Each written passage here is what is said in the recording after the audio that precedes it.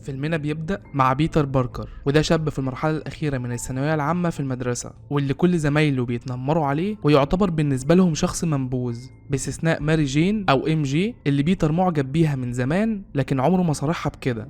وبيكون صديقه المقرب هو الشخص الغني هاري اللي بيعرف بيتر في يوم على أبوه نورمان أوزبورن، وده عالم في التقنية. وبيتر بيقول له انه مهتم جدا بابحاثه، واوزبورن بيسلم عليهم وبيمشي. والطلاب كلهم بيكون عندهم رحله لمعمل ابحاث بيولوجيه، والتجارب دي بيكونوا بيعملوها علشان يعدلوا على جينات العناكب. وبيتر بيستأذن ساعتها انه يصور العناكب، وده لانه بيكون بيشتغل في الصحيفه المدرسيه. لكن ساعتها برضه ما بيسلمش من مضايقات زمايله ليه، وخاصه فلاش. وهاري بيروح يدافع عن بيتر وبيبعدهم عنه. وبيتر بيشوف ماري وهي واقفة لوحدها لكن ما بيكونش عنده الثقة انه يكلمها. وهاري صديقه بيكون معجب بيها هو كمان، وبيروح يفتح معاها اي موضوع. وفي وسط كلام المشرفة عن تعديل جينات ال15 عنكبوت اللي موجودين، ماري جين بتلاحظ انهم 14 بس، وان في عنكبوت ناقص. والعنكبوت ده بيكون موجود على السقف ومحدش بياخد باله منه. ولما هاري بيسيب ام جي وبيمشي، بيتر بيطلب منها انه ياخد لها صورة، وفعلا بياخد لها كام صورة. بعدها زمايلها بينادوا عليها، وفي الوقت ده العنكبوت المفقود بينزل من السقف على ايد بيتر وبيلدغه في ايده. وبيتر بيتجاهل الموضوع بعدها وبيمشي، وما بيكونش يعرف ان العنكبوت اللي لدغه ده كان من فصيلة نادرة جدا ومعدلة جينيا. وفي نفس الوقت ده في معمل ابحاث اوزبورن ابو هاري بيكونوا شغالين على تقنيه جديده عباره عن لوح تزحلق مسلحه، وبتكون مصنوعه للجنود عشان يستخدموها في الطيران. وبيكون موجود ضابط من وزاره الدفاع واللي بيمولوا المشروع، وبيقولوا لأوزبورن انه اتأخر في تقديم التركيبة اللي وعدهم بيها، واللي بتمنح اي انسان 8 اضعاف قوته.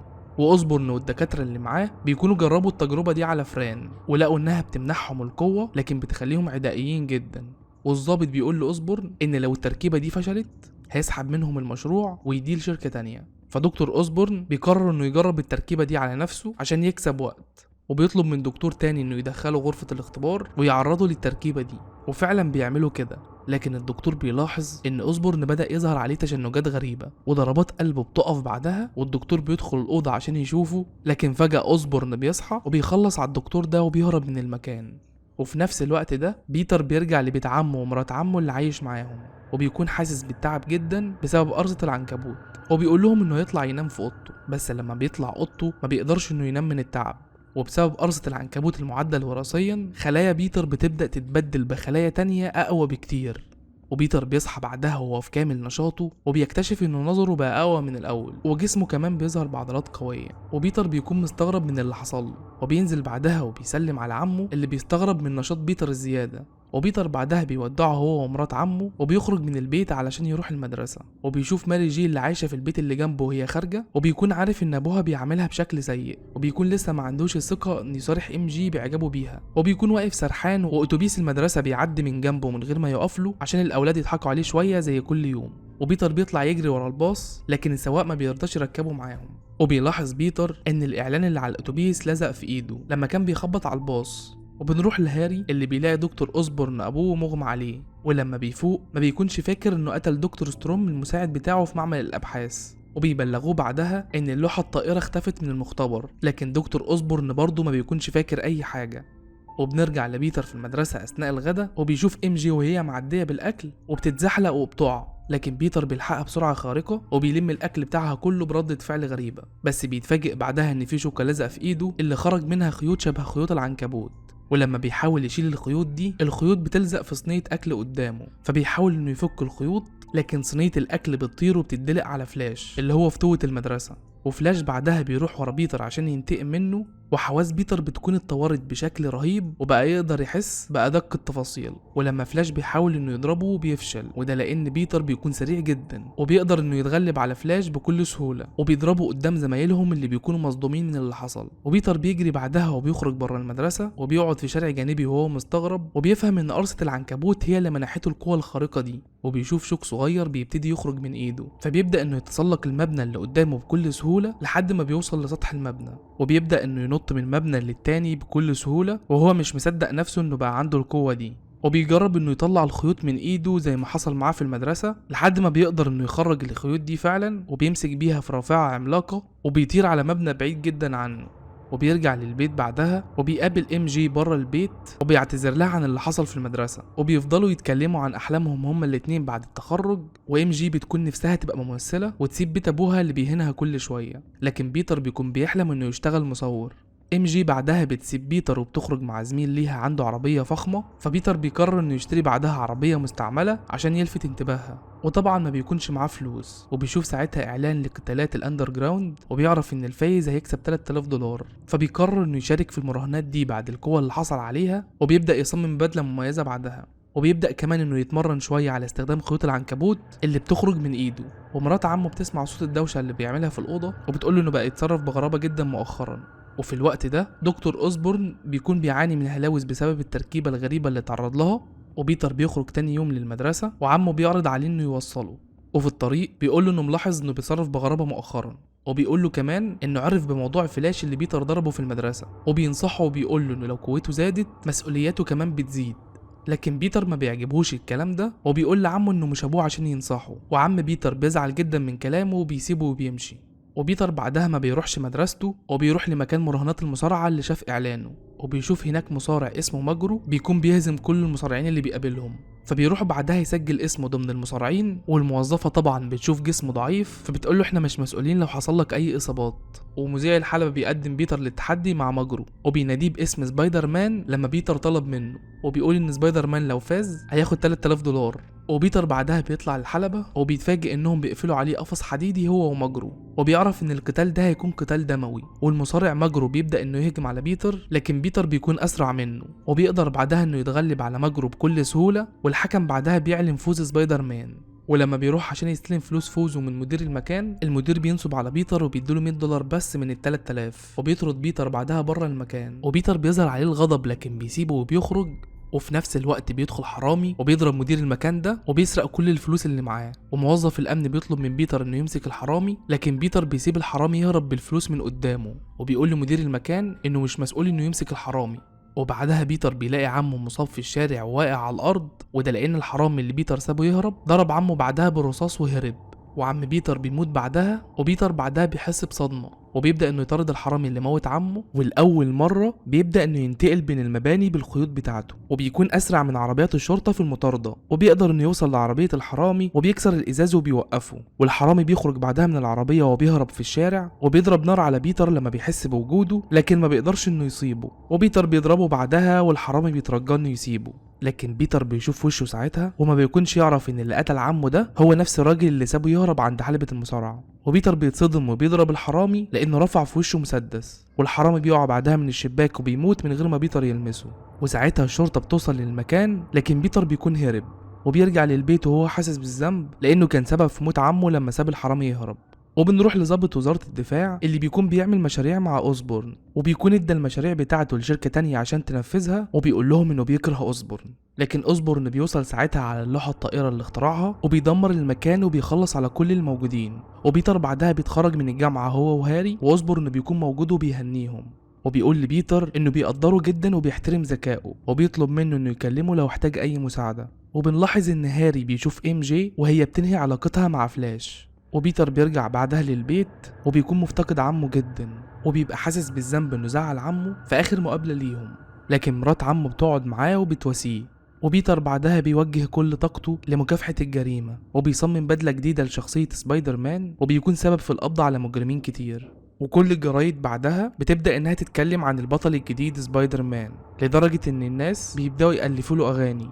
وبنروح لمقر صحيفة ديلي باجل مع رئيس التحرير جيمسون، واللي بيعرف من المحررين ان كل نسخ الجرايد بتاعته اتباعت بسبب اخبار سبايدر مان، فبيطلب منهم انهم يدوروا على مصور شاطر عشان يصور سبايدر مان، وبيقول لهم انه هيشوه سمعته عشان يبيع جرايد اكتر لان الاخبار دي هي اللي الناس بتحبها. وبيتر بيعرف بالصدفة ان ام جي بتشتغل نادلة في مطعم، وبتكون محرجة لما بيتر بيعرف، فبيقول لها انها ما بتعملش اي حاجة عيب، وبيطمنها انه مش هيقول لهاري. وبيكون قاعد زعلان بعدها لانه ما اشتركش في مسابقة العلوم، وده بسبب انشغاله بمكافحة الجرائم. واوزبورن بيقول لهاري انه عايزه يعرفه على البنت اللي بيقابلها، فهاري بيحس بالاحراج لانه خبى على بيتر انه بيحب ام جي، وبيداري بعدها على الموضوع وبيطلب من ابوه انه يشغل بيتر، لكن بيتر بيرفض الواسطة وبيصور نفسه وهو بيقبض على المجرمين بزي سبايدر مان، وبيروح لجريدة ديلي باجل عشان يبيع لهم الصور دي ويشتغل معاهم. فجيمسون بيداري اعجابه بالصور وبيكون عايز يضحك على بيتر في الفلوس، لكن في الاخر بيديله مبلغ معقول وبيطلب منه صور تاني لسبايدر مان. وفي مقر شركة أوسبورن مجلس الإدارة بيرفض دكتور أوسبورن وبيقولوا له إنهم هيبيعوا الشركة بعد المهرجان اللي هينظموه قريب وإنهم ما بقوش محتاجينه خلاص. ودكتور أوسبورن بيكون متعصب جدا منهم. وبيجي وقت المهرجان وبيتر بيكون بيغطي الحفلة وبيصور وبيشوف هاري وهو واقف مع ام جي في البلكونة، وهاري بيلاحظ إن بيتر شافه. وأعضاء مجلس إدارة شركة أوسبورن بيكونوا حاضرين المهرجان، بس الغريب إن أوسبورن ما بيكونش موجود معاهم، وده لأنه بيوصل لمكان المهرجان على اللوحة الطائرة بتاعته وبيكون لابس بدلة متطورة جدا. وفجأة بيرمي متفجرات على أعضاء مجلس الإدارة اللي رفضوه، والانفجار بيكون قريب جدا من ام جي واللي كانت هتقع من فوق المبنى لأن البلكونة اللي واقفة عليها اتكسرت. وبيتر بيقدر بعدها إنه ينقذ الناس وبيكون مجهز بدلة سبايدر مان تحت هدومه. وفي نفس الوقت أوسبورن بيكون خلص على كل أعضاء مجلس إدارة الشركة وبيحاول بعدها إنه يهاجم ام جي، لكن سبايدر مان بيوصل وبيضربه وبيبعده عنها. وأوسبورن بيبدأ يدمر منشآت المهرجان، وسبايدر مان بينقذ طفل صغير قبل ما يقع عليه حاجة من فوق، وبيبدأ يشتبك بعدها مع أوسبورن اللي بيضربه وبيبدأ إنه يطارده بعدها بالحوامة بتاعته. لكن سبايدر مان بيجري عشان ينقذ ام جي، وساعتها أوسبورن بيوصل له قبل ما ينقذها وبيبدأ إنه يضربه، وسبايدر مان بيبعده عنها وبيكسر له الحوامة، وأوسبورن بيهرب من المكان بعدها. وفجأة البلكونة بتتكسر بام جي وبتقع بيها، لكن سبايدر مان بينط وراها وبيقدر انه ينقذها وبيطير بيها من المكان وسط تشجيع الجماهير ليه. وبينزل ام جي بعدها على سطح مبنى عالي، وام جي بيكون عايزة تعرف هويته، لكن بيتر بيقول لها انه سبايدر مان وبيسيبها وبيمشي. وام جي بيتكلم هاري بعدها وبتبدأ تشكر في سبايدر مان لانه انقذها، وهاري بيبان عليه انه غيران وبيعتذر لبيتر بعدها لانه درى عليه علاقته بام جي، وبيقول له انه خد الخطوة دي لان بيتر اتأخر في انه يكلمها. وبنرجع لدكتور أوسبورن اللي بترجع له الهلاوس تاني وما بيكونش فاكر حتى انه قتل اعضاء مجلس ادارة الشركة في المهرجان، والشخصية الشريرة اللي جواه بتطلب منه بعدها انه يقتل سبايدر مان. وبيكون بيتر وقتها قاعد مع مدير التحرير، وفجأة أوسبورن بيكسر الشباك وبيمسك مدير التحرير وبيسأله مين اللي بيصور صورة سبايدر مان دي عشان يوصله، لكن جيمسون بيرفض انه يقول له. وساعتها بيتر بيكون غير هدومه وبيظهر له بشخصية سبايدر مان، وأوسبورن بيرش عليه غاز وبينيمه وبياخده بعدها وبيربطه فوق سطح مبنى عالي، وبيفضل يقنع فيه انه ينضم له عشان يسيطروا على العالم مع بعض بقوتهم، وبيقول له بعدها انه هيسيبه يفكر، لكن لو رفض الانضمام ليه هيقتله. بيتر بعدها بيلاقي ان الصحف دايما بتهاجم سبايدر مان وبيطلبوا القبض عليه بدل ما يشجعوه، وده طبعا بيكون شغل رئيس التحرير عشان يبيع جرايد اكتر. وبيقابل ام جي بعدها وبيسألها عملت ايه في تجربة الاداء اللي عملتها عشان تمثل، وبيكونوا قالوا لها في تجربة الاداء انها محتاجة لدروس اكتر في التمثيل. فبيتر بيعزمها بعدها على العشاء، لكن ام جي بتقوله انها تخرج مع هاري، لكن بتكون لاحظت ان بيتر بيحاول يقرب لها وبتكون لطيفة جدا معاه وبتسيبه بعدها وبتمشي. وبيتر بيلاحظ ان في حرامية ماشيين وراها، والحرامية فعلا بيبدأوا انهم يضايقوا ام جي، وساعتها سبايدر مان بيجرهم بالخيوط بتاعته وبيبدأ يضرب فيهم لحد ما بيوقعهم كلهم، وما بيكونش لابس الماسك بتاعه، فبيهرب من المكان اللي قدام ماري جين وبيظهر لها بعد ما بيلبس الماسك. وام جي بتشكره على اللي عمله معاها وبتكون عايزة تعرف شخصيته الحقيقية، لكن سبايدر مان بيترجاها انها ما تعملش كده وبيسيبها بعدها وبيمشي. وام جي وقتها بتكون في قمة سعادتها. وفي اليوم اللي بعده بيكون في حريق ضخم في بيت في المدينة، وبيكون في واحدة بتترجى رجال الإطفاء إنهم ينقذوا ابنها اللي في البيت، وساعتها بيوصل سبايدر مان وبيدخل البيت بسرعة وبيقدر إنه ينقذ الطفل على آخر لحظة وبيرجعه لأمه. وضابط الشرطة بيكون عايز يقبض على سبايدر مان لأنهم بيعتبروه إنه بيخرب الممتلكات العامة، وده أثناء مطارداته للمجرمين. لكن فجأة بيسمعوا صوت حد بيصرخ جوه البيت، والضابط نفسه بيطلب من سبايدر مان انه يروح ينقذه. وسبايدر مان بيدخل البيت تاني وبيشوف حد مغطي نفسه وسط الحريق وبيطمنه انه هينقذه، لكن بيتفاجئ ان الشخص ده هو اوسبورن، وبيكون حرق البيت ده عشان يستدرج سبايدر مان وبيسأله هينضم له زي ما عرض عليه ولا لا، وسبايدر مان طبعا بيرفض. فاوسبورن بيرمي عليه اسلحه مليانه شفرات حاده، وسبايدر مان بيقدر يتفاداها كلها، لكن للاسف ايده بتتجرح وبيضرب اوسبورن بعدها وبيبعده عنه وبيقدر انه يهرب من المكان. وبعدها بيكون هاري وابوه اوسبورن معزومين في بيت بيتر بمناسبه عيد الشكر، وام جي بتكون معزومه معاهم. وبيتر بيوصل متاخر وبيدخل اوضته بعد معركته مع اوسبورن، ومرات عمه بتاخد الضيوف وبيطلعوا عشان يطمنوا عليه، لكن بيكون استخبى ساعتها بسرعه وماسك في السقف لانه بيكون لسه ما بدلش لبسه. وفجاه نقطه دم بتنزل من دراعه واوسبورن بيشوفها وبيشك بعدها في الموضوع، لكن بيتر بيكون قدر انه يستخبى منه من تاني وبيغير هدومه بسرعه بعدها وبيروح عشان يقابلهم. واثناء ما بيكونوا قاعدين على العشاء اوسبورن بيلاحظ الجرح اللي في ايد بيتر اللي اتسبب له فيه اثناء قتالهم، وساعتها بيتاكد ان بيتر هو سبايدر مان، على الرغم ان بيتر بيقول لهم انه اتصاب لما واحد خبطه في الشارع بعجله. فأوسبورن بيسيبهم فجأة وبيقول لهم انه هيمشي، وهاري بيخرج يجري وراه لانه حس بالاحراج. وساعتها اوسبورن بيقول له بصوت عالي انه رافض انه يرتبط بام جي لانها مش من مستواه، وام جي بتكون سمعت الاهانات دي كلها هي وبيتر، وبتسيب هاري بعدها وبتمشي من البيت. واوسبورن بعدها بيكون في بيته والشر بقى مسيطر عليه غصب عنه، وبيتخيل ان قناع البدله بيطلب منه انه يهاجم مرات عم بيتر، وده عشان ينتقم من سبايدر مان. وفعلا اوسبورن بيروح يهجم على بيت عم بيتر وبيرعب مرات عمه وبيتسبب لها في صدمه، وبتتنقل بعدها للمستشفى. وبتقول لبيتر ان اللي هاجمها وحش لونه اخضر وعينه لونها اصفر. فبيتر بيعرف ان هويته الحقيقيه اكتشفت، لكن ما بيكونش عارف ان الوحش ده هو دكتور اوسبورن.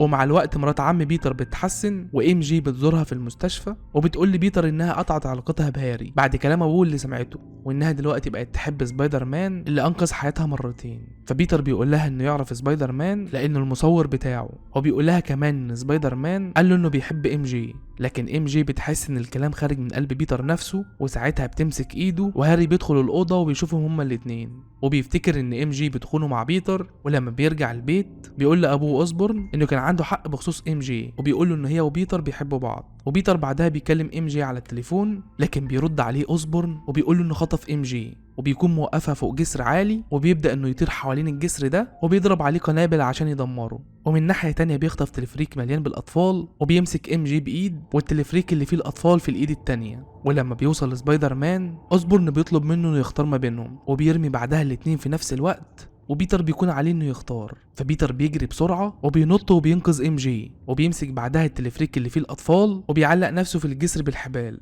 وبيطلب من ام جي انها تتسلق الحبل وتنزل للتلفريك عشان تبقى مع الاطفال. لكن في نفس الوقت اوسبورن بيحاول انه يقطع الحبل ويموت سبايدر مان بالحوامه بتاعته. وساعتها سكان المدينه بيقفوا على الجسر وبيبداوا يرموا حاجات على اوسبورن وبيبعدوه عن بيتر، واللي ساعتها بيقدر انه ينقذ ام جي مع الاطفال وبينزلهم على الارض. واوسبورن وقتها بيجري على بيتر وبيربطه بالحبل وبيرميه داخل البيت مهجور، وبيرمي عليه قنبله بتنفجر قدام وشه، وبيتر بيتصاب اصابات قويه. وبيبدا اوسبورن بعدها انه يضربه لان بيتر رفض انه ينضم له. وساعتها بيتر بيفشل انه يدافع عن نفسه بالخيوط بتاعته، واوسبورن بيقول له انه هيموت ام جي بعد ما يخلص عليه دلوقتي. ولما بيتر بيسمع الكلام ده بيستجمع قوته وبيبدا انه يضرب اوسبورن، لحد ما اوسبورن بيستسلم وبيكشف هويته لبيتر، وبيقول له ان العفريت الاخضر هو اللي مسيطر عليه. بس ساعتها بيكون بيخدع بيتر وبيحرك الحوامه بتاعته عشان يقتله من ظهره، وبيتر بيحس بالحوامه وهي جايه من ظهره وبيقدر انه يفاديها بسرعه، والحوامه بتخبط في اوسبورن وهو اللي بيموت. فبيتر بياخده للبيت بعدها، وهاري بيشوفه وبيفتكر ان سبايدر مان هو اللي قتل ابوه. وفي العزا هاري بيقول لبيتر انه هينتقم من سبايدر مان، وفي نفس الوقت بيقول لبيتر انه بقى كل عيلته دلوقتي. وبيتر بيقابل ام جي في العزا وبتعترف له انها بتحبه، وانها لما كانت هتموت على الجسر هو الوحيد اللي كانت بتفكر فيه. لكن بيتر بيقول لها انه مش هينفع يكون حبيبها لانه بيكون خايف انها تتأذي بسببه. بس ام جي بعدها بتعرف اخيرا ان بيتر باركر هو سبايدر مان. بيبدأ الجزء الثاني من سبايدر مان مع بيتر باركر، واللي بيكون بيشتغل عامل توصيل بيتزا مؤقتا لحد ما يشتغل في مهنة التصوير اللي بيحبها. وبنعرف ان ام جي هي كمان اشتغلت ممثلة. وبيتر بيكون دايما بيوصل البيتزا متأخر للزباين اللي بيرفضوا ساعات انهم يدفعوا ثمنها، وده لان محل البيتزا بيوعدهم انه هيوصل لهم البيتزا قبل 30 دقيقة، لكن بيتر بيساعد الناس دايما في الطريق وبيتأخر على التوصيل. فصاحب المحل بيدي لبيتر فرصة أخيرة عشان يوصل اوردر، وبيكون باقي على ميعاده 8 دقايق بس، والا هيطرده لو اتأخر في الاوردر ده. وبيتر بيجري بالبيتزا لكن بيعرف انه هيتأخر بسبب زحمة المرور، فبيقرر انه يوصل البيتزا على طريقة سبايدر مان. وفي الطريق بينقذ طفلين بيعدوا الشارع من عربية كانت هتخبطهم، فبيتأخر على النص ساعة المحددة للتوصيل، والزبونة بتاخد منه البيتزا من غير ما تدفع ثمنها. وصاحب محل البيتزا بيطرد بيتر من الشغل. وحتى جيمسون مدير تحرير جريدة ديلي باجل بيرفض انه يشتري من بيتر صور غير صور سبايدر مان، فبيتر بيضطر انه يسلمه صور سبايدر مان، وجيمسون بيطلب من الصحفيين انهم يشوهوا سمعته كالعادة. وحتى في الجامعة بيتر بيكون دايما بيتأخر على محاضراته، والدكتور بيطلب منه انه يكمل البحث بتاعه بسرعة، واللي بيتر بيعمله عن عالم التقنية اوتو اوكتافيوس. وبيرجع بيتر لبيته وبيكون ناسي ان النهارده عيد ميلاده، وبيلاقي اصحابه هاري وام جي مستنيينه عشان يحتفلوا بيه، وبيعرف ان هاري بقى بيدير شركة ابوه بعد ما مات. وبيقول له انه ممكن يعرفوا على دكتور اوكتافيوس لانهم بيمولوا مشاريعه في الشركة بتاعتهم، لكن بيطلب من بيتر انه يعرفوا مكان سبايدر مان عشان ينتقم منه، بما ان بيتر المصور بتاعه، لانه بيكون لسه فاكر ان سبايدر مان هو اللي قتل ابوه. وبعد ما اليوم بيخلص بيتر بيقابل بعدها ام جي بره البيت، وبيكونوا ما اتقابلوش من سنتين قبل عيد الميلاد ده، وبيعرف انها ارتبطت بواحد تاني اسمه جون. لكن ام جي بتكون لسه بتحب بيتر اللي بيوعدها انه هيحضر المسرحيه اللي بتمثل فيها بكره. وصاحب البيت اللي ساكن فيه بيتر بيقابله بعدها وبيهدده انه هيطرده لو ما سددش الايجار المتاخر اللي عليه. وتاني يوم هاري بياخد بيتر لشركة اوسكورب وبيعرفه على العالم اوكتافيوس، واوكتافيوس بيعجب جدا بذكاء بيتر اللي بيحلل الاختراع بتاعه لما بيشوفه. والاختراع ده بيكون عبارة عن مفاعل ممكن يولد طاقة لا نهائية زي الشمس. وبيعزم بيتر بعدها على العشاء في بيته وبيقول له انه مسيطر تماما على المفاعل بتاعه، لان بيتر بيكون شاكك في جاهزية المشروع. وبيدعوه بعدها انه يحضر المؤتمر الصحفي اللي هيعمله للكشف عن المفاعل بتاعه. وبيتر بيرجع لبيته وبيلبس بدلة شيك عشان يحضر بيها العرض المسرحي لماري جين، وبيهرب بسرعة من صاحب البيت قبل ما يسأله عن فلوس الإيجار. وبيروح يشتري ورد كده على قد فلوسه عشان يديه لماري جين لما يشوفها، وبياخد السكوتر بتاعه وبيتوجه للمسرح. لكن في الطريق في عصابة بيكونوا هيخبطوه بعربيتهم، وبيتر بيفادي العربية بمهارة، وقوات الشرطة بتكون بتطارد العصابة، والعصابة بيدمروا عربية شرطة والعربية بتطير على الناس في الشارع. لكن سبايدر مان بيقدر انه يبعدها عنهم بخيوطه، وبيبدأ بعدها انه ينتقل بين المباني ويطارد عربية العصابة لحد ما بيوصل للعربية، وبيشتبك مع العصابة وبيعلق 2 منهم على عمود الإنارة اللي موجود في الشارع، وبينجح انه يقبض عليهم. لكن للأسف بيوصل متأخر بعدها للمسرح اللي ام جي بتمثل فيه، فموظف الاستقبال بيرفض انه يدخله لأنه جاي متأخر. وام جي بتكون على المسرح وبتكون حزينة جدا بسبب غياب بيتر اللي بيشوفها خارجة بعدها من المسرح وبتمشي مع صديقها جون. فبيتر بيتعصب وبيلبس زي سبايدر مان وبيمشي من المكان وبيطير كالعادة، لكن فجأة وهو طاير خيوطه بتخلص وبيقع من مكان عالي.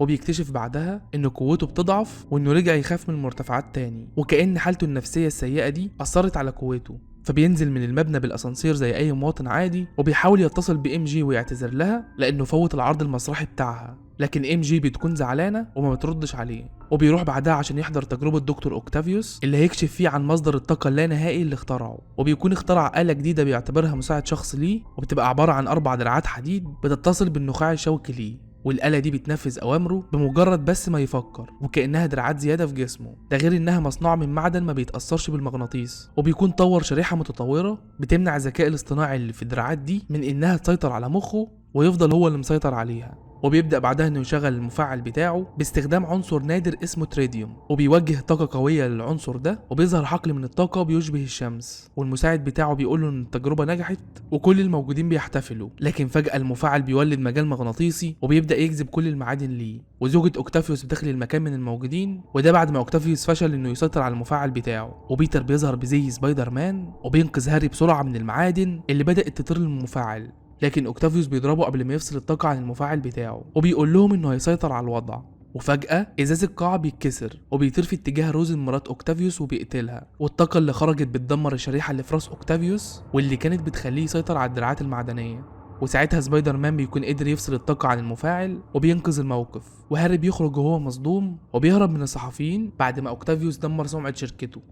وبيكون بعدها في مجموعة من الدكاترة بيحاولوا انهم يشيلوا الدراعات المعدنية اللي في جسم اوكتافيوس، لكن الدراعات بتبدأ انها تتحرك من نفسها من غير ما اوكتافيوس يوجهها، وبتهاجم الدكاترة الموجودين في الأوضة وبتخلص عليهم كلهم واحد ورا التاني. واوكتافيوس بيفوق بعدها وبيحس انه مصدوم من اللي حصل، وبيهرب بعدها من المكان بسرعة. وفجأة الدراعات بتدمر عربية في الشارع قبل ما تخبطه، اللي بيعرف ساعتها ان الاختراع بتاعه بقى هو اللي بيتحكم فيه مش العكس. وجيمسون رئيس التحرير بعدها بيطلب من المساعد بتاعه ان ينشر اخبار اللي اوكتافيوس عمله في المعمل، وبيسميه دكتور اوكتوبوس او الاخطبوط بعد ما بيسرق الاسم اللي اقترحه المساعد بتاعه. ودكتور اوكتوبوس بعدها بيروح للمختبر اللي اتدمر بسببه، وبيكون عايز يتخلص من الدراعات اللي متوصله في جسمه، لكن بيكتشف ان الشريحه اللي بتسيطر عليهم اتدمرت، والدراعات بالفعل بقت هي اللي متحكمه فيه. وبتطلب منه كمان انه يسرق فلوس من البنك عشان يعيدوا اختراع مفاعل الطاقه من تاني، وبتكون الدراعات سيطرت عليه تماما. وفي الوقت ده بيتر ومرات عمه بيكونوا بيحاولوا ياخدوا قرض من البنك، لان البيت اللي قاعده فيه مي مرات عمه ممكن يتحجز عليه بسبب تاخرهم في السداد. لكن في النهاية موظف البنك بيرفض انه يوافق على القرض، وفي نفس الوقت اوكتوبوس بيدخل البنك عشان يسرقه وبيخلع باب الخزنة بكل سهولة وبيرميه، وبيتر بيفاديه بسرعة قبل ما يخبطه هو ومي مرات عمه. وبعد ما اوكتوبوس بيتخلص من الحراس بيبدأ يسرق الذهب والفلوس اللي موجودين في الخزنة، وبيلاحظ وجود سبايدر مان في ظهره وبيبدأ يرمي عليه اكياس الذهب. لكن سبايدر مان بيفاديها بسرعته الخارقة وبيرمي على اوكتوبوس كيس منهم، لكن سبايدر مان بيلاقي بعدها ان الخيوط اللي في ايده رجعت ما تخرجش تاني، واوكتوبوس بيستغل الفرصه دي وبيضربه وبيوقعه وبيمسكه بعدها عشان يقضي عليه.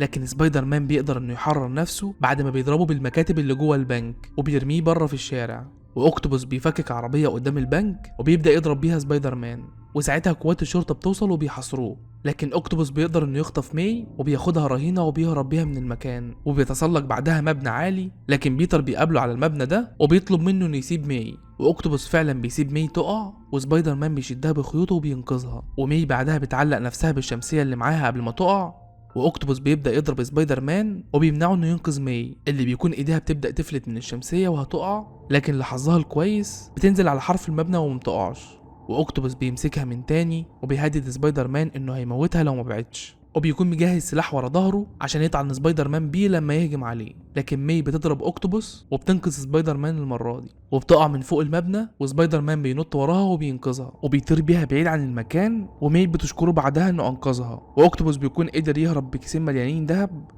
وبعدها بيتر بيكون بيغطي حفلة بخصوص اكتشافات الكواكب والنظام الشمسي، وهناك بيشوف ماري جين مع صديقها الجديد الطيار جون، وبيشوف هاري كمان اللي نفسيته تعبت جدا بعد ما شركته انهارت بسبب تجربة اوكتوبوس. وبيقول لبيتر انه مش عارف هيلاقيها من شركته اللي اتخربت ولا من سبايدر مان اللي قتل ابوه. وبيتر بيكون متضايق جدا وبيشوف ماري جين واقفة لوحدها وبتعاتبه هي كمان، وده بسبب انه محضرش مسرحيتها ولا مرة مع انه المفروض اقرب حد ليها. وبيتر ما بيلاقيش رد لكلامها وبيرفض انه يعترف لها ان هو سبايدر مان عشان يحميها. ولما بيرجع للحفلة هاري بيكون نفسيته أسوأ وبيضرب سبايدر مان بالقلم وبيقوله انه سرق منه ماري جين، ده غير انه صديق سبايدر مان المقرب اللي قتل ابوه. وبيتر اللي حياته باظت ما بيردش عليه وبيطير بعدها بين المباني بزي سبايدر مان. لكن فجأة الخيوط ما بتخرجش من ايده من تاني، وبيتر بيقع زي ما حصل معاه قبل كده وقوته بتتلاشى. ولما بيجرب انه يتسلق الحيطة بيقع من فوق على الارض، وحتى نظره كمان رجع يضعف من تاني. فبيروح يكشف بعدها عند الدكتور، والدكتور بيقوله انه مشكلته دي نفسية وانه لازم يبطل يشك في قدراته. لكن بيتر بعد اللي حصل ده بيقرر انه يتخلى عن دوره كبطل خارق وبيرمي بدلة سبايدر مان بعدها في الزبالة، وبيعيش حياته بعدها بشخصية بيتر. والمرة دي بيرفض انه يتدخل في اي مشكلة او يساعد في حلها حتى لو حصلت قدامه، وبيرجع يتفوق تاني في دراسته والدكاترة بيكونوا مبسوطين من أدائه. وبيتر أخيرا بيلاقي وقت عشان يحضر مسرحية MJ اللي بتشوفه هي على المسرح وبتكون فرحانة جدا، وبتخرج معاه بعدها وبتقوله إنها تتجوز جون، على الرغم إن بيتر بيقولها إنه بيحبها وإن المسؤوليات اللي كانت منعاه من الارتباط بيها انتهت خلاص. لكن MJ بتقوله ان الكلام ده متأخر وبيسيبه وبتمشي. وبنشوف عامل نظافة بيقابل جيمسون في صحيفة ديلي باجل وبيقوله انه لقى بدلة سبايدر مان مرمية في الزبالة، وبيقول للموجودين ان سبايدر مان شكله اعتزل، وبياخد البدلة من العامل ب$100 وبينزل الخبر على ان سبايدر مان ما بقاش موجود خلاص. وبيتر بعدها بيشوف 2 حرامية بيضربوا واحد وبيسرقوه وبيرفض برضه انه يتدخل. وبيروح بعدها يزور قبر عمه مع ماي، بيعترف لها ان هو كان السبب في موت عمه، وده لان هو اللي ساب الحرامي يهرب لما سرق فلوس المراهنات من حلبة المصارعة، وده عشان ينتقم من المدير اللي نصب عليه في الفلوس. والحرامي اللي سابه ده بعد ما خرج هو اللي قتل عمه لانه كان عايز يسرق العربية بتاعته. فماي بتتصدم من بيتر وبتسيبه وبتمشي. وفي الوقت ده اوكتوبوس قدر يبني مفاعل اكبر من المفاعل اللي اتدمر قبل كده، لكن بيكون ناقص مادة التريتيوم اللي هتشغله. فبيروح لهاري في بيته وبيطلب منه عنصر التريتيوم، فهاري بيرفض يديله حاجه، لكن اوكتوبوس بيهدده انه هيقتله، وهاري بيوافق على طلبه، لكن بيشترط عليه انه يجيب له سبايدر مان حي عشان يقتله بنفسه وينتقم لابوه. وبيقول له ان بيتر باركر هو الوحيد اللي يعرف مكان سبايدر مان. وبيتر ساعتها بيكون في الشارع وبيلاقي حريق كبير في بيت، ولما بيعرف ان في طفله صغيره محبوسه في البيت ده، بيتر بيدخل البيت وسط الحريق وبينقذ البنت من غير اي قوه خارقه، وبيرجعها بعدها لابوها وامها. لكن بيعرف ان في شاب تاني مات جوه البيت لان محدش انقذه، وبيحس ساعتها بالمسؤوليه وبيروح يزور مرات عمه بعدها، وبيلاقيها بتعزل من البيت لان البنك خلاص هيحجز عليه. وبيكون بيساعد ماي في النقل جارها الطفل الصغير هنري اللي بيعتبر سبايدر مان هو مثله الاعلى. وبيسأل بيتر هو ليه سبايدر مان اختفى، فبيتر بيقوله انه استقال من شغله، وهنري ساعتها بيزعل جدا. وعمة بيتر بتقوله ان هنري والاف زيه بيعتبروا ان سبايدر مان رمز الشجاعة والامل، وبيتر بيتأثر جدا بكلام ماي، وبيحاول بعدها انه يسترجع قوته من تاني، وبيجري من فوق مبنى عالي وبيكون عايز ينط على المبنى اللي قدامه، لكن للاسف بيتر بيقع من فوق المبنى على ظهره وقوته الخارقة بترفض الرجوع ليه. وبنروح لماري جين اللي بتكون بتحضر للزفاف مع خطيبها جون، لكن MJ بتكتشف انها ما بتحبش جون وانها لسه بتحب بيتر، فبتروح تقابله في كافيه عشان تقوله ان كلامه اخر مرة اثر فيها وان هي كمان لسه بتحبه. لكن بيتر بيكون غير رأيه لأنه بيكون قرر يرجع لشخصية سبايدر مان ويقوم بدوره من تاني، فبيكذب على ماري جين وبيقول لها إنه ما بيحبهاش، لكن ماري جين بتكون شاكة إن بيتر هو سبايدر مان. وفي اللحظة دي بيتر بترجع له حواسه الخارقة وبيحس بعربية بتتحدف عليهم من بره الكافيه، فبيطير وبياخد ام جي وبيبعد عن العربية اللي كانت هتخبط فيهم. وبيظهر بعدها دكتور اوكتافيوس اللي رمى عليهم العربية وبيمسك بيتر وبيسأله عن مكان سبايدر مان، فبيتر بيقول له انه ما يعرفش مكانه، لكن اوكتافيوس بيقول له يدور عليه وبيقول له انه مستنيه عند البرج الكبير الساعة 2. وبيرمي بيتر بعدها بعيد وبيخطف ماري جين عشان يجبر بيتر انه يوصل سبايدر مان ليه، وبيخرج بام جي للشارع وبيهرب بيها. وبيتر بيقوم بعدها وبيخرج للشارع وبيلاحظ ان قوته رجعت له من تاني، فبيروح لمقر صحيفة ديلي باجل وبياخد بدلة سبايدر مان من غير ما جيمسون يشوفه. وبيطير بعدها وبيروح للبرج اللي اوكتوبوس قال له يقابله عنده، واول ما اوكتوبوس بيشوفه بيضربه وبيرميه من فوق البرج، لكن سبايدر مان بيضربه بخيوطه وبيمسك عقرب الساعة العملاق اللي اتكسر وبيضرب بيه اوكتوبوس اللي بيرجع يرميه على سبايدر مان من تاني، لكن سبايدر مان بيمسك اوكتوبوس بالخيوط بتاعته وبيقعوا هما الاتنين من فوق البرج. وبينزلوا بعدها على سطح قطر بيجري بسرعه، والركاب اللي جوه القطر بيستغربوا وما كانوش عارفين ايه اللي بيحصل، لحد ما اوكتوبوس بيضرب سبايدر مان والناس كلها بتشوف سبايدر مان من جوه القطر. وبعد معركه طويله بينهم هما الاتنين، اوكتوبوس بيبدا انه يمسك الركاب اللي جوه القطر وبيرميهم بره، لكن سبايدر مان بيقدر انه ينقذهم وبيعلقهم بالخيوط بتاعته في الشارع. فاوكتوبوس بيتغاظ من اصرار سبايدر مان، فبيروح لكابينه القياده وبيضرب السواق وبيزود سرعه القطر لاقصى سرعه وبيدمر الفرامل بتاعته، وبيرمي دراع التحكم لسبايدر مان وبيقول له وريني هتلحق القطر ازاي. وسبايدر مان بيميل راسه جوه القطر عشان يشوف السواق اللي بيستنجد بيه، فبيحصل انفجار صغير في وشه وبيضطر بعدها انه يخلع القناع، وبيكتشف ان نهايه القضبان على مسافه قصيره، وده معناه انه لو ما وقفش القطر قبل نهايه الطريق الركاب كلهم هيقعوا ويموتوا. فبيحاول بعدها انه يقف قدام القطر ويوقفه برجله، لكن للاسف بيفشل، فبتجيله فكره تانية انه يطلع خيوط كتير من ايده ويشبكها في المباني المحيطه، وفعلا بيعمل كده والقطر سرعته بتبدا انها تقل لحد ما بيوصل لنهايه الطريق وبيقف على اخر لحظه قبل ما يقع. وبيتر بيغمى عليه بعدها والركاب بيلحقوه بعدها قبل ما يقع وبيدخلوه جوه القطر، والناس كلهم بيشوفوا سبايدر مان من غير قناع لاول مره. وبيتر بيفوق بعدها والناس بيطمنوه ان ده هيفضل سر، وبيجي طفل صغير وبيرجع لبيتر القناع بتاعه اللي وقع. وفجأة اوكتوبوس بيظهر من تاني والركاب كلهم بيقفوا في وشه عشان يحموا سبايدر مان، لكن اوكتوبوس بيبعدهم كلهم بدراعاته الحديدية في ثواني، وسبايدر مان بيطلب منهم انهم يبعدوا عنه عشان يحميهم، وبيسلم نفسه لاوكتوبوس اللي بيضربه وبيخطفه بعدها وبيكتفه وبيروح بيه لهاري زي ما طلب منه. وهاري بيسلم لاوكتوبوس عنصر التيتيوم اللي طلبه منه، واوكتوبوس بيمشي وهاري بيستعد عشان يموت سبايدر مان، لكن بيكون الاول عايز يعرف هويته وبيخلع القناع بتاعه. وبيتفاجئ ان سبايدر مان اللي معتقد انه قتل ابوه هو بيتر باركر اعز اصدقائه، وبيتر بيقول له انه ما قتلش ابوه وانه هيشرح له اللي حصل بعدين، وبيعرف منه مكان اوكتوبوس اللي خاطف فيه ماري جين وعايز يعمل تجربته الجديده هناك.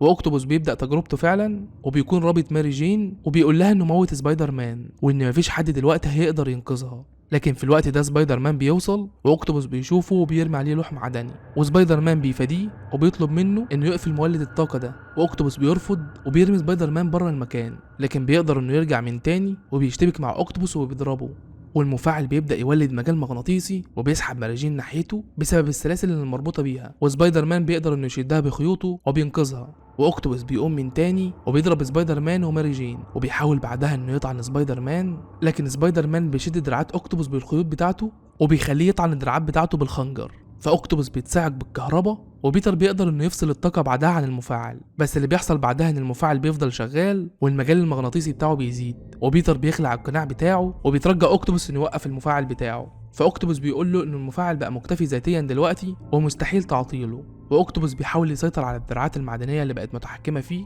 لحد ما بيقدر انه يتغلب عليها، وبيقول لبيتر انه ممكن يغرق المفاعل في النهر ويتخلص منه، وبيروح فعلا يدمر الاساسات اللي شايله المفاعل، وبيتر بيروح ينقذ ماري جين بسرعه قبل ما حيطه تقع عليها، وام جي بتقول لبيتر انها كانت شاكه من البدايه ان هو سبايدر مان، وبيتر بيعترف لها بحبه ليها وبيقدر انه ينقذها بعدها وبيطير على اخر لحظه، وده بعد ما اوكتوبوس بيغرق في النهر مع المفاعل بتاعه وبيموت. وبيتر بيقول لام جي بعدها انه بيحبها لكن مش هينفع يرتبط بيها لانه عايز يحميها، وخطيب ام جي بيوصل مع الشرطه للمكان وبياخد ام جي وبيمشوا، وبنرجع لهاري اللي بيكون في بيته حاسس ان حياته اتدمرت، والوهم بيخليه يشوف صوره لابوه في المرايه وبتطلب منه ينتقم من بيتر اللي عرف انه سبايدر مان، فهاري بيقول له ان بيتر هو صاحبه الوحيد وبيكسر المرايه، وبيكتشف ان وراها القبو اللي ابوه مخبي فيه اسلحته اللي اخترعها، وبيلاقي كمان اللوحه الطائره وبدله العفريت الاخضر اللي كان بيستخدمها، وبيبان كده ان هو ناوي على شر لسبايدر مان. وفي ليله زفاف ام جي على جون ام جي بتسيب الفرح وبتعتذر لجوني انها مش هتقدر تكمل معاه، وبتروح لبيتر وبتقوله انها بتحبه وانها فاهمه المخاطر اللي ممكن تواجهها لما ترتبط بيه. وبيتر بيفرح ان ام جي رجعت له، وبيسمع نداء من الشرطه بعدها لمطارده مجرمين، وام جي بتطلب منه انه يروح يساعدهم ويقوم بدوره.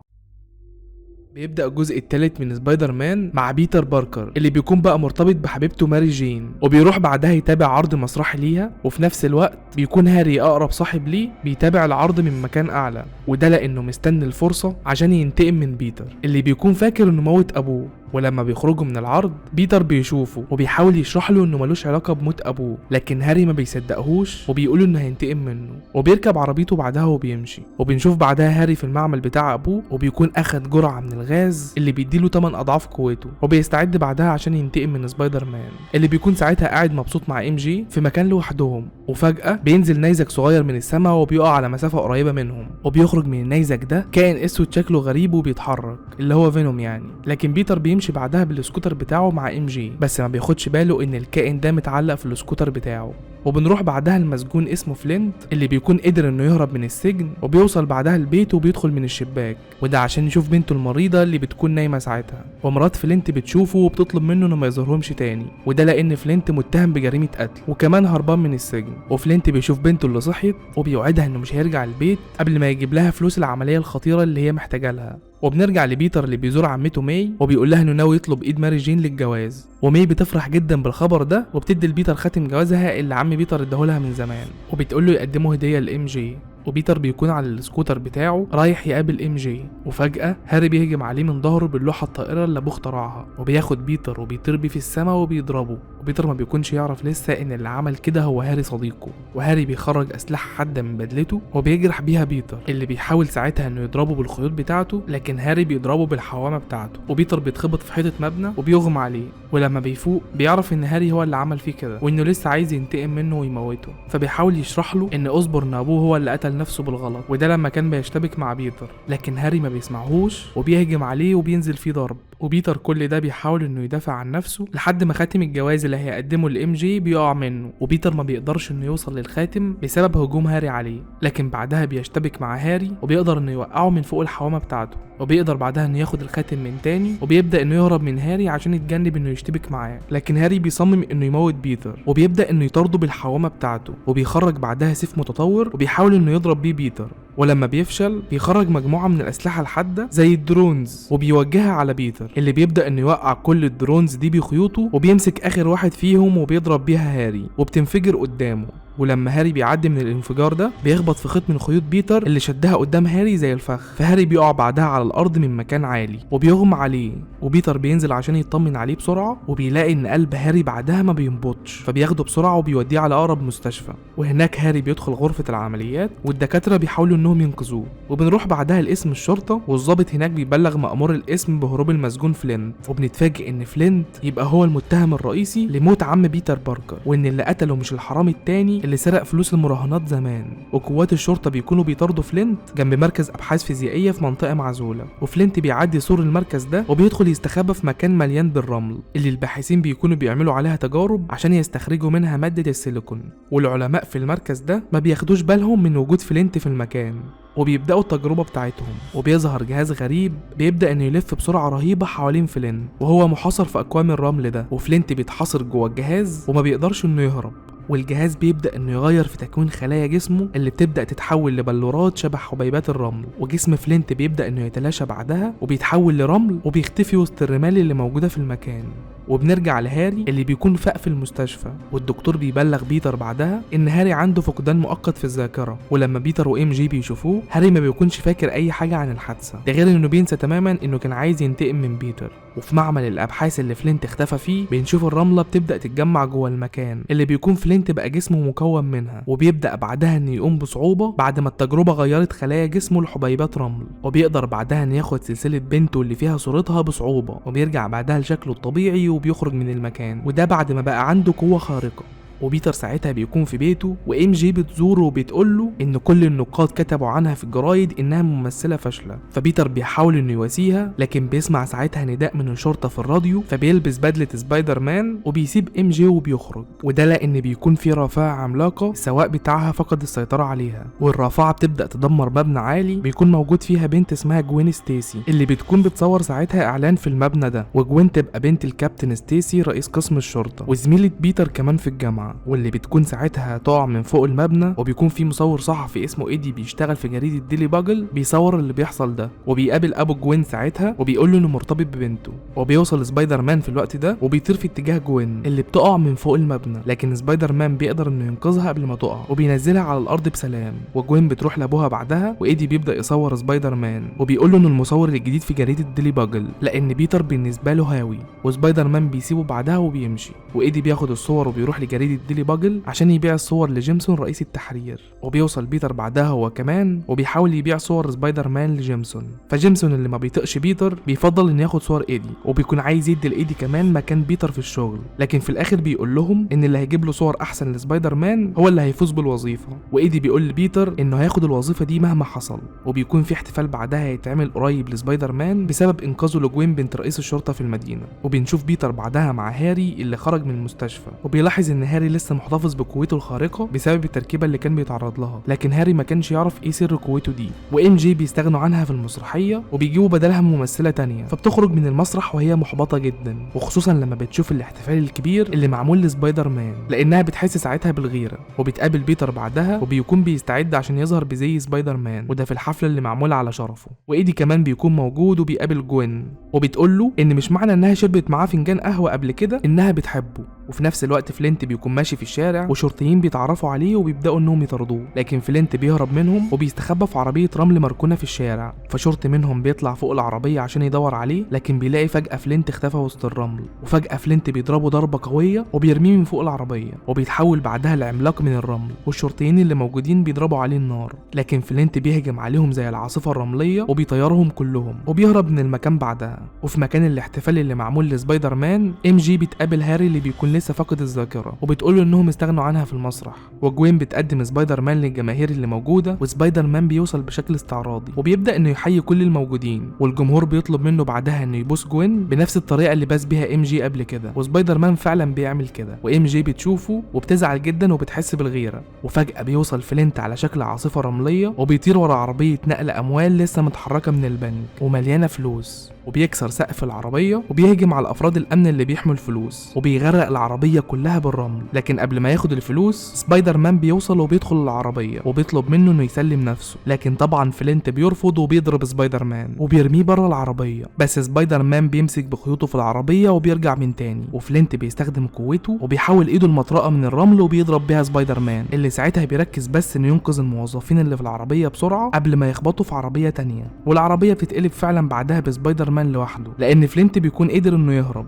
وبيكون واقف بيراقب من بعيد اللي بيحصل. وسبايدر مان بيطير بعيد بعدها وبيخلع القناع بتاعه عشان يفضي الرمل اللي دخلت جوه بدلته بسبب فلينت. وبيكون بعدها عازم ام جي في مطعم شيك، وبيتفق مع مدير المطعم انه يقدم خاتم الجواز في مشروب ام جي، وده لما بيتر يديله الاشاره. وام جي بتوصل وبتقول لبيتر انها حزينه بسبب فشلها في التمثيل، وبيتر بيحاول انه يواسيها لكن بينسى نفسه وبيفضل يتكلم عن بطولات سبايدر مان. وجوين بتكون موجوده في المكان بالصدفه وبتقابل بيتر وبتسلم عليه، وبتقول له يا ريت يبعت لها صورتها مع سبايدر مان اللي اتصورتها في الحفله معاه. وام جي بتتضايق جدا وبتحس بالاهانه وبتسيب بيتر بعدها وبتمشي. وكابتن ستيسي رئيس قسم الشرطه بيكلم بيتر بعدها وبيطلب انه يقابله هو وعمته ماي، وبيقول لهم ان المتهم الرئيسي في قتل عمه زمان هو فلينت اللي هرب من السجن، مش الحرامي التاني اللي بيتر كان فاكر ان هو اللي قتل عمه. فبيتر بيتعصب جدا لما بيسمع الكلام ده وبيرجع لبيته، وبيستنى انه يسمع في الراديو عن اي مطارده، وبيتمنى ان يكون الشرطه بتطارد فلينت عشان ينتقم منه. وام جي بتزوره في البيت وبتكون عرفت الخبر وبتطلب من بيتر انه ما يدورش على الانتقام،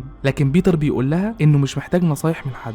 وبيفضل بيتر مستني انه يسمع نداء من الشرطه او اي مطارده النهارده لفلينت لحد ما بينام ببدله سبايدر مان وبيحلم باللي حصل لعمه على ايد فلينت. وفجأة بيظهر الكائن الطفيلي الغريب اللي نزل من الفضاء وبيبدأ انه يندمج مع جسم بيتر وبيحول بدلة سبايدر مان بعدها للون الاسود. لكن بيتر في نفس الوقت بيحس بقوة رهيبة وثقة كبيرة جدا اكتر من الاول، وبيظهر عليه بعدها ان طبيعته اتغيرت وانه بقى شرير اكتر. وبيروح يودي بعدها عينة من السيمبيوت ده للدكتور بتاعه في الجامعة عشان يدرسها، والدكتور بيحذره منها وبيقول له ان الكائن ده طفيلي وان عنده صفات تخليه يسيطر على اي جسم بيستضيفه. لكن بيتر ما بيسمعش كلامه، واول ما بيسمع ان الشرطه بيطاردوا فلينت بيلبس البدله السوداء اللي الكائن اللي اسمه فينوم بقى مسيطر عليها، وبيخرج بعدها من البيت عشان يطارد فلينت. وبيوصل لمكان فلينت وبيشوفه وهو متحول لرمل، وبينزل لانفاق تحت الارض، وبيكون موجود المصور ايدي وبيبدا انه يصور سبايدر مان لما بيوصل. لكن سبايدر مان بيشد منه الكاميرا بطريقه عدائيه وبيكسرها له، وبينزل بعدها ورا فلينت في الانفاق،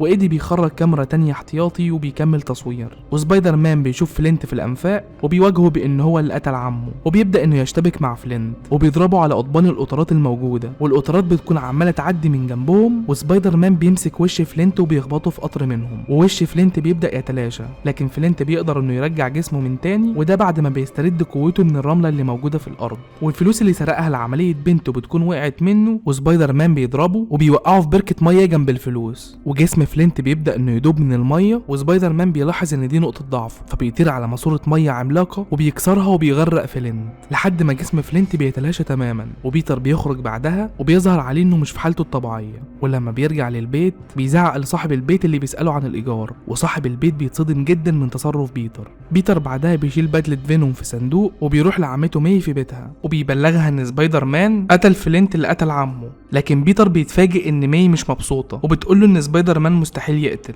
وبنرجع لام جي اللي بتكون محبطه جدا وبتفضل ساعتها انها تكلم هاري، وبتروح له البيت بعدها وبيقضوا وقت كبير مع بعض. وام جي بتمشي بعدها، وبعد ما بتمشي هاري بيشوف صوره اوسبورن ابوه وبترجع له ذاكرته كلها، وبيعرف انه لازم يرجع ينتقم من بيتر باركر اعز اصدقائه، وينتقم كمان من سبايدر مان. فبيروح يخطف ام جي بعدها من بيتها وبيطلب منها انها تقطع علاقتها ببيتر تماما والا هيقتله. وفعلا ام جي بتقابل بيتر وبتقطع علاقتها بيه عشان تنقذه، وهاري بيكون بيراقب اللي بيحصل ده وبيكون مبسوط جدا انه كسر قلب بيتر. وبيقابل بيتر كمان بعدها وبيقول له ان ام جي سابته لانها بتحبه هو. فبيتر بيتصدم من كلام هاري وبيمشي من المطعم وبيلبس بدله سبايدر مان اللي فينوم مسيطر عليها وبيروح لبيت هاري بعدها. وهاري بيشوفه وبيستفزه وبيقول له ان من النهارده ام جي بقت حبيبته هو. وبيتر طبعا لما بيسمع الكلام ده بينزل ضرب في هاري، وهاري بيحاول بعدها انه يطعنه بخنجر، لكن بيتر بينجح انه يمسك ايده، وبيكون هاري لابس بدلته المسلحه وبيهاجم بيتر بيها، لكن بيتر بيتغلب عليه وبيكسر له السلاح ده وبيكمل ضرب في هاري بعدها. وهاري بيحاول انه يخلص على بيتر وبيدخلوا هما الاتنين في مختبر هاري، وهاري بيشغل اللوحه الطائره بتاعته وبيهاجم بيها بيتر، لكن بيتر بيحط هاري قدام اللوحه واللوحه بتخبط فيه، وهاري بيقع على رف القنابل وبيكسره. وبيتر بيقول له انه ما قتلش ابوه، لكن ده ما يمنعش انه كان عارف ان اوسبورن ابوه بيحتقره. وهاري بيتصدم وبيتعصب جدا من كلام بيتر وبيرمي عليه قنبله وهو ماشي، فبيتر بيمسكها بخيوطه وبيرجعها لهاري من تاني وبتنفجر قدام وش هاري. وبيخرج بعدها في الشارع وكانه ما عملش حاجه، وبيلاحظ ان الاخبار في الجرايد بتهاجم سبايدر مان، وبيعرف ان ايدي فابريك صور لسبايدر مان على انه شرير، فبيروح لجريده ديلي باجل وبيقابل ايدي وبيواجهه بالصور المزيفه دي. فايدي بيعرف انه اتكشف وبيترجى انه ما يجيبش سيره لاي حد باللي عمله والا هيطرد من الشغل، لكن بيتر بيصمم انه يفضحه قدام كل الموظفين. وجيمسون رئيس التحرير بيطرد ايدي بعدها من الجريده وبينزل اعتذار لسبايدر مان في الصفحه الاولى. وفي نفس الوقت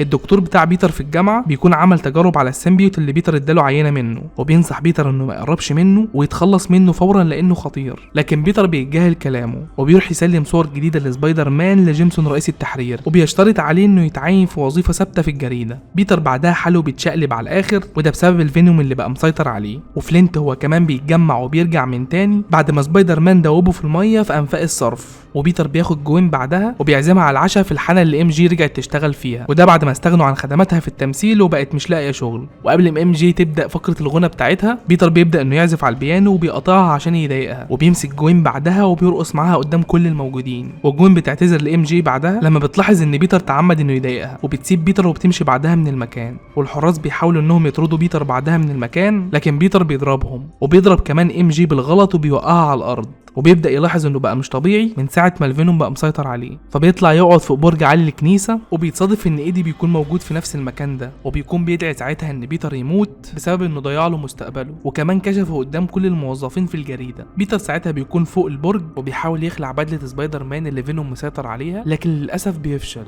والفينوم بيكون بيسيطر على بدله بيتر وبيرفض انه يسيبه. فبيتر بيخبط نفسه في الجرس العملاق، وساعتها فينوم بيبدا انه يتاثر بموجات الصوت وقوته بتضعف، وايدي بيكون واقف تحته وبيشوف بيتر، والسيمبيوت او الفينوم ده بيبدا انه يسيب بيتر وبينزل على جسم ايدي وبيبدا انه يلف حواليه لحد ما في الاخر بيسيطر على ايدي تماما وبيسيب بيتر، وايدي بيتحول لوحش مخيف بعدها. وبيتر بيرجع على بيته بعد ما قدر انه يتخلص من السيمبيوت اللي بوظ له حياته، وعمته ماي بتزوره، وبيتر بيكون مكتئب وبيحكي لها انه ازاي بوظ حياه ام جي حبيبته هي كمان، وماي بتطلب منه انه يروح يصالحها. وفي نفس الوقت ايدي بيكون بينتقل بين المباني وهو متحول لفينوم، وفلينت بيشوفه وبيضربه لانه بيكون فاكره سبايدر مان، لكن ايدي بيقول له انه عايز يتحالف معاه عشان يقتلوا سبايدر مان هما الاثنين، وفلينت بيوافق. وايدي بعدها بيعمل نفسه سواق تاكسي وبيخطف ماري جين وبيعلق التاكسي اللي موجوده فيه ام جي على ناطحه سحاب على ارتفاع 30 دور، والاخبار كلها بتبدا تنقل خبر احتجاز ماري جين، وبيقولوا ان اللي خاطفها هو كائن اسود شكله مخيف. وبيتر بيشوف الاخبار فبيلبس بدله سبايدر مان بسرعه وبيروح لهاري وبيطلب منه مساعدته عشان ينقذوا ام جي، لكن هاري اللي وشه اتصاب اصابه كبيره وده بسبب القنبله اللي انفجرت فيه بيرفض انه يساعد بيتر، وبيتر بيسيبه بعدها وبيمشي. وساعتها المربي بتاع هاري بيقول له ان بيتر ما قتلش ابوه، وده لانه عرف ان الجرح اللي اتسبب في موت ابوه كان بسبب سن الحوامه الطائره اللي اخترعها، وان بيتر ملوش اي علاقه بموته.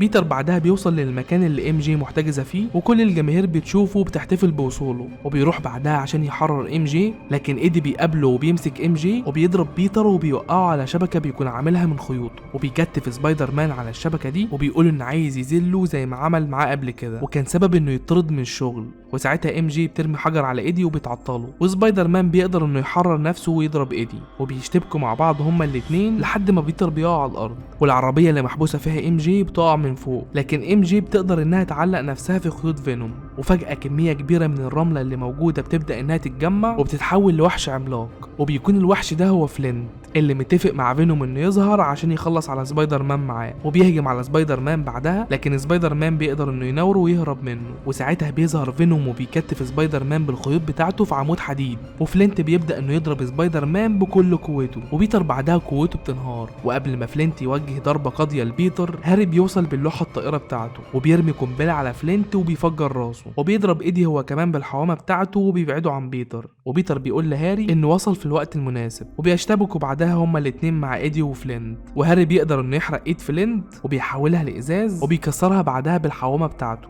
وام جي بتقع بعدها من فوق بعد الانفجار، لكن هاري بيقدر انه يمسك سبايدر مان وبيوصله ليها وبيساعده انه ينقذها، وبيتر بيمسك ام جي وبيوصلها لمكان امن، وبيطير بعدها عشان يساعد هاري اللي بيكون بيشتبك مع فلينت.